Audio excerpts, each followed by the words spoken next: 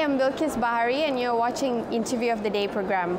I'm here today with Mr. Parag Khanna. He's the Senior Research of Lee Kuan Yew School of Public Policy. Thank you for being with us today. Okay, what is the definition of smart city? That's a very good and controversial question, actually. A lot of different definitions are out there about a smart city. Is it a place that just has high technology? Is it a place with the smartest workers? There's many different definitions. Is it the most future-ready place to adapt to new technologies? So, to be honest, the correct answer is all of those things. But the most important thing is it does not have to be new. An old city can be smart. If you look at European cities, they are old, but they've become very smart very quickly.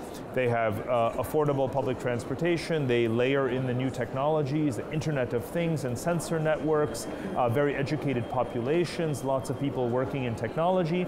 So old cities can be smart cities, but also new cities like Astana can also be smart cities. So how could Astana be a smart city? What are the components needed for Astana to be a smart city? Well, one obvious thing is the infrastructure. This is a new city, so it has an advantage. Everything is built new to the newest standard. Hopefully all of the buildings are environmentally conscious and sustainable with low emissions. You have very little traffic and congestion. You should have good public transportation and ease of mobility. You should have a good education system. There's multiple universities here. You should have a diversified economy. People working in finance and consulting and education and healthcare and hospitality and tourism, as well as certain industries. So all of those are here. So Kazakhstan is doing the right things, Astana is doing the right things. So what are some of the barriers that Astana should overcome so that it could completely become a smart city? Well, one of the aspects of being a smart city in a global sense is how connected you are and how large you are. Kazakhstan does not have a large population. Astana has a small population.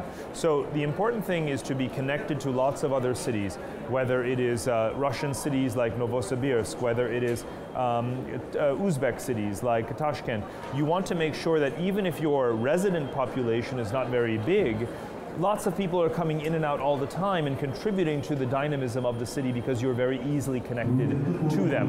And over the years, Astana has become more connected. It has its own airline, of course, but now with Belt and Road, think about the future, the next 10 years, it will be more seamlessly connected to ever more cities.